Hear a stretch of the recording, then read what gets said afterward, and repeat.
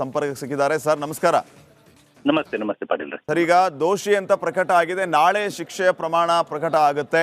ಸಾಮಾನ್ಯವಾಗಿ ಈ ರೀತಿಯ ಕೇಸ್ಗಳಲ್ಲಿ ಏನಾಗ್ಬೋದು, ಈ ಕೇಸ್ ಬಗ್ಗೆ ಪರ್ಟಿಕ್ಯುಲರ್ ಆಗಿ ಹೇಳೋದಾದ್ರೆ? ಸಾಮಾನ್ಯವಾಗಿ ಇದೊಂದು ತುಂಬಾ ಹೈ ಪ್ರೊಫೈಲ್ ಕೇಸ್ ನಡೀತಿತ್ತು. ಸಿಬಿಐನವರು ತನಿಖೆ ಮಾಡಿ ತುಂಬಾ ಇಡೀ ರಾಜ್ಯಾದ್ಯಂತ ಬಹಳ ಸಂಚಲನ ಮೂಡಿಸಿದಂತ ಪ್ರಕರಣ ಇದು. ಯೋಗೇಶ್ ಗೌಡ್ರ ಕೇಸಲ್ಲಿ ನಿಜವಾಗ್ಲೂ ಇವರು ಆರೋಪಿತ ಸ್ಥಾನದಲ್ಲಿದ್ದವ್ರು ನಿಜವಾಗ್ಲೂ ಮಾಡಿದಾರಾ ಇಲ್ವಾ ಅನ್ನೋದು ಎಲ್ಲರಿಗೂ ಒಂದು ಕುತೂಹಲ ಇತ್ತು.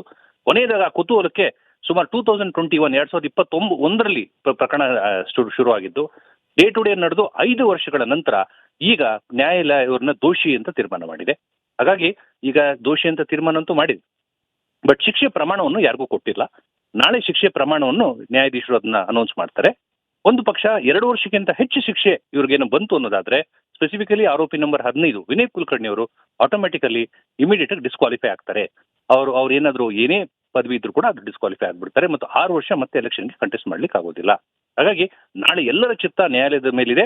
ಎಷ್ಟು ವರ್ಷ ಶಿಕ್ಷೆ ಪ್ರಮಾಣ ಕೊಡ್ಬೋದು, ಇವರ ರೋಲ್ ಏನಿದೆ, ಇವರು ಕಾನ್ಸ್ಪಿರಸಿನಲ್ಲಿ ಭಾಗಿಯಾಗಿದ್ದಾರಾ, ಆರ್ಮ್ಸ್ ಆಕ್ಟ್ ಅಲ್ಲಿ ಇದ್ದಾರಾ, ಹಣಕಾಸಿನ ಸವಲತ್ತು ಕೊಟ್ರ ಅಥವಾ ನೇರವ ಕೊಲೆಯಲ್ಲಿ ಭಾಗಿಯಾಗಿದ್ದಾರಾ, ಏನನ್ನ ನ್ಯಾಯಾಧೀಶ ನಾಳೆ ಹೇಳ್ತಾರೆ ಅಂತ ನಾಳೆ ನಾವೀಗ ಕಾದ್ ನೋಡ್ಬೇಕಾಗತ್ತೆ.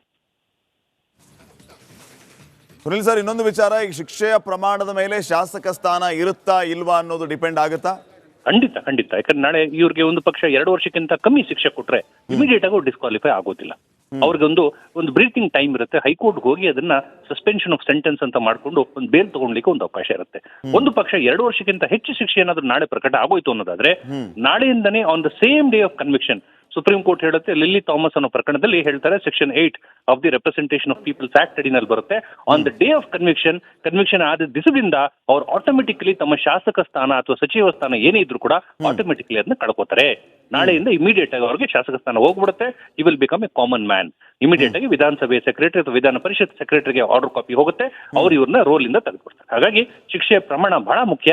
ಅದನ್ನ ನಾಳೆ ನಾವು ನೋಡ್ಬೇಕು, ಎಷ್ಟು ಶಿಕ್ಷೆ ಕೊಡ್ತಾರೆ ಅಂತ ನಾವು ಕಾದ್ ನೋಡ್ಬೇಕು. ಅಂದ್ರೆ ಅದು ಆಟೋಮೆಟಿಕ್ಲಿ ರದ್ದು ಮಾಡುವಂತ ಕೆಲಸ ಪ್ರೊಸೀಜರ್ ನಡೆದು ಬಿಡುತ್ತಾ ಈ ರೀತಿ 2 ವರ್ಷಕ್ಕಿಂತ ಜಾಸ್ತಿ ಆದ್ರೆ? ಖಂಡಿತ. ನಾಳೆ ಆಟೋಮೆಟಿಕಲಿ ಏನಾಗುತ್ತೆ, ನ್ಯಾಯಾಲಯದಿಂದ ಒಂದು ಕಾಪಿಯನ್ನ ಆಟೋಮೆಟಿಕಲಿ ವಿಧಾನ ಪರಿಷತ್ತಿನ ಸಚಿವಾಲಯಕ್ಕೆ ಆಟೋಮೆಟಿಕಲಿ ಕಾಪಿಯನ್ನ ಕಳಿಸ್ಬಿಡ್ತಾರೆ. ಇವರು ಶಾಸಕರಿದ್ದವರು, ಯಾಕಂದ್ರೆ ಅದು ಕೂಡ ಸ್ಪೆಷಲ್ ಕೋರ್ಟ್. ಯಾವುದು MLA ಮತ್ತು MP ಕೇಸಸ್ ನ ಏನ್ ಮಾಡ್ತಿರುವಂತ ಸ್ಪೆಷಲ್ ಕೋರ್ಟ್ ಇರೋದ್ರಿಂದ ನಾಳೆ ಶಿಕ್ಷೆ ಪ್ರಮಾಣ ಪ್ರಕಟ ಆದ ನಂತರ ಆಟೋಮೆಟಿಕ್ಲಿ ಕೋರ್ಟ್ ಇಂದ ಒಂದು ಕಾಪಿಯನ್ನ ವಿಧಾನ ಪರಿಷತ್ನ ಸಚಿವಾಲಯಕ್ಕೆ ಕಳಿಸ್ಬಿಡ್ತಾರೆ. ಅಲ್ಲಿ ಏನ್ ಮಾಡ್ತಾರೆ, ಸ್ಪೀಕರ್ ಅವರು ಸೋಮೋಟೋ ಅದನ್ನ ಕನ್ಸಿಡರ್ ಮಾಡ್ಬಿಟ್ಟು ಆಟೋಮೆಟಿಕಲಿ ಹಿ ಇಸ್ ಡಿಸ್ಕ್ವಾಲಿಫೈಡ್ ಅಂತ ಅವರೊಂದು ರೂಲಿಂಗ್ ಅನ್ನ ಕೊಟ್ಬಿಡ್ತಾರೆ. ಹಾಗಾಗಿ ನಾಳೆ ಶಿಕ್ಷೆ ಪ್ರಮಾಣ ಬಹಳಷ್ಟು ಮುಖ್ಯ. ನಾಳೆ ಅವ್ರು ಇರ್ತಾರಾ ಅಥವಾ ಸಚಿವ ಸ್ಥಾನ ಕಳ್ಕೋತಾರ ಅಂತ ನಾಳೆ ಶಿಕ್ಷೆ ಪ್ರಮಾಣವನ್ನು ನಾವು ನೋಡಿ ಕಾಯ್ಬೇಕಾಗಿದೆ.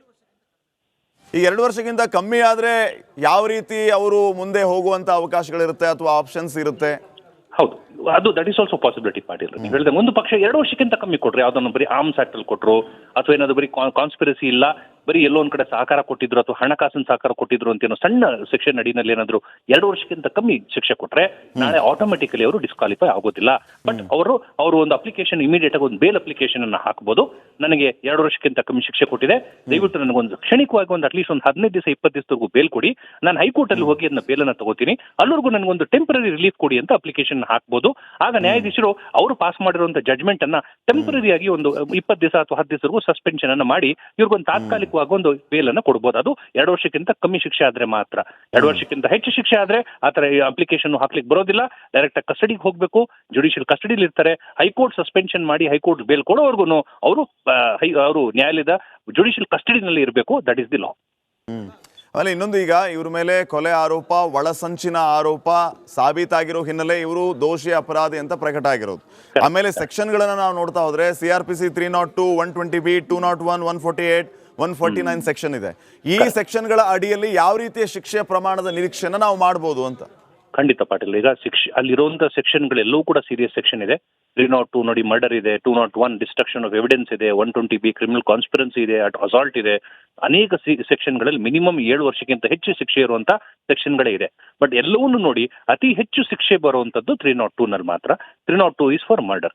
302 ನಲ್ಲಿ ಅತಿ ಹೆಚ್ಚು ಶಿಕ್ಷೆ ಅಂದ್ರೆ ಒಂದು ಲೈಫ್ ಇಂಪ್ರಿಸನ್ಮೆಂಟ್ ಅಂದ್ರೆ ಜೀವಾವಧಿ ಶಿಕ್ಷೆ ಅಥವಾ ಡೆತ್ ಪೆನಾಲ್ಟಿ ಕೂಡ ಕೊಡಬಹುದು. ಡೆತ್ ಪೆನಾಲ್ಟಿ ಅನ್ನು ಸುಪ್ರೀಂ ಕೋರ್ಟ್ ಹೇಳುತ್ತೆ rarest of the rarest cases ಅಲ್ಲಿ ಮಾತ್ರ ಡೆತ್ ಪೆನಾಲ್ಟಿ ಕೊಡಬೇಕು, ಇಲ್ಲ ಅಂದ್ರೆ ಸಹಜವಾಗಿ ಲೈಫ್ ಇಂಪ್ರಿಸನ್ಮೆಂಟ್ ಅನ್ನು ಕೊಡಬೇಕಾಗ್ತದೆ. ಹಾಗಾಗಿ ಅತಿ ಹೆಚ್ಚು ಶಿಕ್ಷೆ ಇರೋದು ಲೈಫ್ ಇಂಪ್ರಿಸನ್ಮೆಂಟ್. ಒಂದು ಪಕ್ಷ ಮರ್ಡರ್ ಅಲ್ಲಿ ಅಥವಾ ಕೊಲೆನಲ್ಲಿ ಇವರ ಡೈರೆಕ್ಟ್ ಪಾಲುದಾರಿಕೆ ಇದೆ, ಇವರ ಇನ್ಸ್ಟ್ರಕ್ಷನ್ಸ್ ಮೇಲೆ ಇವರೇ ಸೂತ್ರಧಾರರಾಗಿ ಇವರೇ ಮರ್ಡರ್ ಮಾಡಿಸಿದ್ದಾರೆ ಅಂತ ಏನಾದ್ರೂ ತೀರ್ಪಿನಲ್ಲಿ ನಲ್ಲಿ ಬಂತು ಅನ್ನೋದಾದ್ರೆ ಅತಿ ಹೆಚ್ಚು ಗರಿಷ್ಠವಾದಂತ ಶಿಕ್ಷೆ ಜೀವಾವಧಿ ಶಿಕ್ಷೆನೆ ಕೊಡ್ತಾರೆ.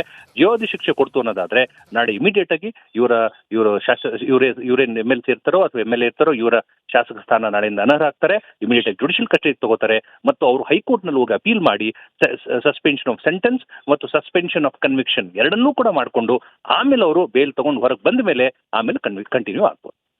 Okay, fine. ಥ್ಯಾಂಕ್ ಯು ಮಾಹಿತಿಗಾಗಿ ಸರ್. ಸಂಪರ್ಕ ಸಿಕ್ಕಿದ್ದಾರೆ ಸರ್. ನಮಸ್ಕಾರ. ನಮಸ್ತೆ ಪಾಟೀಲ್ ರೀ. ಸರ್, ಈಗ ದೋಷಿ ಅಂತ ಪ್ರಕಟ ಆಗಿದೆ, ನಾಳೆ ಶಿಕ್ಷೆಯ ಪ್ರಮಾಣ ಪ್ರಕಟ ಆಗುತ್ತೆ. ಸಾಮಾನ್ಯವಾಗಿ ಈ ರೀತಿಯ ಕೇಸ್ಗಳಲ್ಲಿ ಏನಾಗ್ಬೋದು, ಈ ಕೇಸ್ ಬಗ್ಗೆ ಪರ್ಟಿಕ್ಯುಲರ್ ಆಗಿ ಹೇಳೋದಾದ್ರೆ? ಸಾಮಾನ್ಯವಾಗಿ ಇದೊಂದು ತುಂಬಾ ಹೈ ಪ್ರೊಫೈಲ್ ಕೇಸ್ ನಡೀತಿತ್ತು. CBI ನವರು ತನಿಖೆ ಮಾಡಿ ತುಂಬಾ ಇಡೀ ರಾಜ್ಯಾದ್ಯಂತ ಬಹಳ ಸಂಚಲನ ಮೂಡಿಸಿದಂತ ಪ್ರಕರಣ ಇದು. ಯೋಗೇಶ್ ಗೌಡ್ರ ಕೇಸಲ್ಲಿ ನಿಜವಾಗ್ಲೂ ಇವರು ಆರೋಪಿತ ಸ್ಥಾನದಲ್ಲಿದ್ದವ್ರು ನಿಜವಾಗ್ಲೂ ಮಾಡಿದಾರಾ ಇಲ್ವಾ ಅನ್ನೋದು ಎಲ್ಲರಿಗೂ ಒಂದು ಕುತೂಹಲ ಇತ್ತು.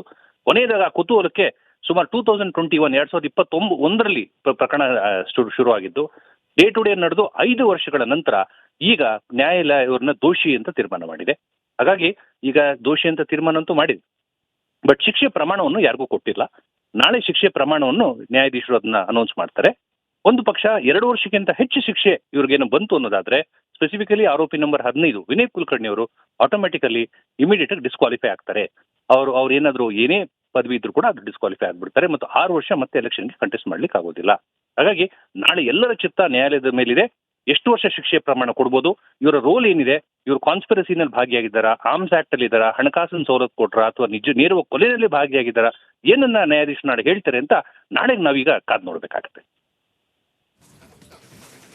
ಸುನಿಲ್ ಸರ್, ಇನ್ನೊಂದು ವಿಚಾರ, ಈಗ ಶಿಕ್ಷೆಯ ಪ್ರಮಾಣದ ಮೇಲೆ ಶಾಸಕ ಸ್ಥಾನ ಇರುತ್ತಾ ಇಲ್ವಾ ಅನ್ನೋದು ಡಿಪೆಂಡ್ ಆಗುತ್ತಾ? ಖಂಡಿತ. ಯಾಕಂದ್ರೆ ನಾಳೆ ಇವ್ರಿಗೆ ಒಂದು ಪಕ್ಷ 2 ವರ್ಷಕ್ಕಿಂತ ಕಮ್ಮಿ ಶಿಕ್ಷೆ ಕೊಟ್ರೆ ಇಮಿಡಿಯೇಟ್ ಆಗಿ ಡಿಸ್ಕ್ವಾಲಿಫೈ ಆಗೋದಿಲ್ಲ.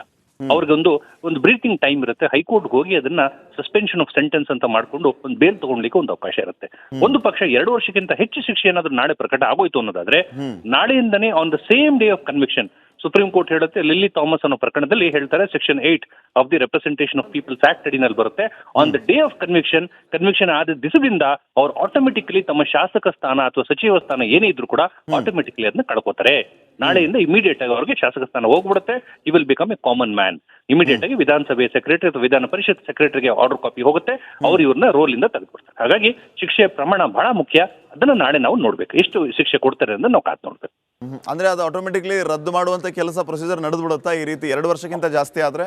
ಖಂಡಿತ. ನಾಳೆ ಆಟೋಮೆಟಿಕಲಿ ಏನಾಗುತ್ತೆ, ನ್ಯಾಯಾಲಯದಿಂದ ಒಂದು ಕಾಪಿಯನ್ನ ಆಟೋಮೆಟಿಕಲಿ ವಿಧಾನ ಪರಿಷತ್ತಿನ ಸಚಿವಾಲಯಕ್ಕೆ ಆಟೋಮೆಟಿಕಲಿ ಕಾಪಿಯನ್ನ ಕಳಿಸ್ಬಿಡ್ತಾರೆ. ಇವರು ಶಾಸಕರಿದ್ದವರು, ಯಾಕಂದ್ರೆ ಅದು ಕೂಡ ಸ್ಪೆಷಲ್ ಕೋರ್ಟ್. ಯಾವುದು MLA ಮತ್ತು MP ಕೇಸಸ್ ನ ಹಿಯರ್ ಮಾಡ್ತಿರುವಂತಹ ಸ್ಪೆಷಲ್ ಕೋರ್ಟ್ ಇರೋದ್ರಿಂದ ನಾಳೆ ಶಿಕ್ಷೆ ಪ್ರಮಾಣ ಪ್ರಕಟ ಆದ ನಂತರ ಆಟೋಮೆಟಿಕ್ಲಿ ಕೋರ್ಟ್ ಇಂದ ಒಂದು ಕಾಪಿಯನ್ನ ವಿಧಾನ ಪರಿಷತ್ನ ಸಚಿವಾಲಯಕ್ಕೆ ಕಳಿಸ್ಬಿಡ್ತಾರೆ. ಅಲ್ಲಿ ಏನ್ ಮಾಡ್ತಾರೆ, ಸ್ಪೀಕರ್ ಅವರು ಸೋಮೋಟ್ ಅದನ್ನ ಕನ್ಸಿಡರ್ ಮಾಡ್ಬಿಟ್ಟು ಆಟೋಮೆಟಿಕಲಿ ಹಿ ಇಸ್ ಡಿಸ್ಕ್ವಾಲಿಫೈಡ್ ಅಂತ ಅವರೊಂದು ರೂಲಿಂಗ್ ಅನ್ನ ಕೊಟ್ಬಿಡ್ತಾರೆ. ಹಾಗಾಗಿ ನಾಳೆ ಶಿಕ್ಷೆ ಪ್ರಮಾಣ ಬಹಳಷ್ಟು ಮುಖ್ಯ. ನಾಳೆ ಅವರು ಇರ್ತಾರಾ ಅಥವಾ ಸಚಿವ ಸ್ಥಾನ ಕಳ್ಕೋತಾರ ಅಂತ ನಾಳೆ ಶಿಕ್ಷೆ ಪ್ರಮಾಣವನ್ನು ನಾವು ನೋಡಿ ಕಾಯ್ಬೇಕಾಗಿದೆ. ಈ 2 ವರ್ಷಕ್ಕಿಂತ ಕಮ್ಮಿ ಆದ್ರೆ ಯಾವ ರೀತಿ ಅವರು ಮುಂದೆ ಹೋಗುವಂತ ಅವಕಾಶಗಳಿರುತ್ತೆ ಅಥವಾ ಆಪ್ಷನ್ಸ್ ಇರುತ್ತೆ?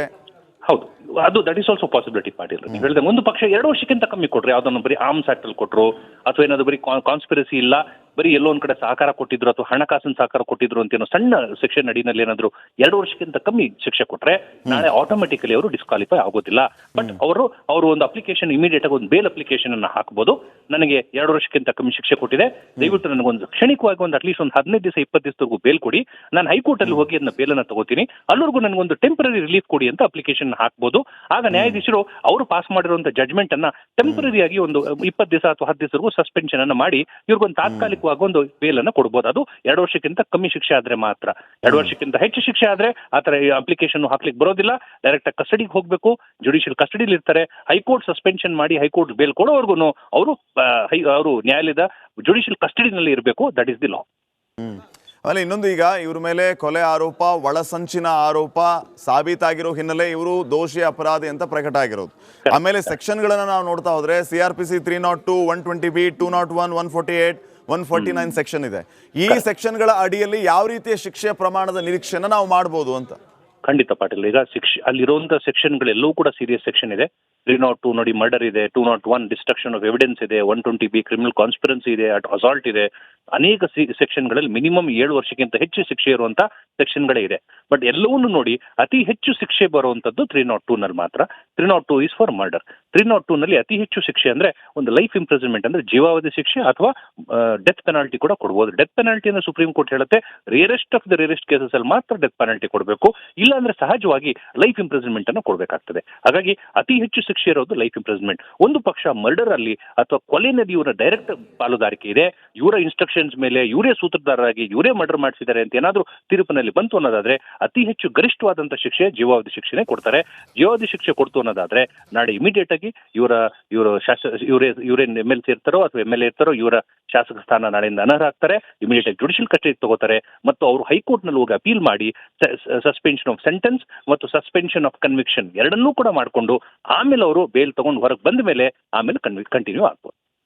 ಓಕೆ ಫೈನ್, ಥ್ಯಾಂಕ್ ಯು ಮಾಹಿತಿಗಾಗಿ ಸರ್.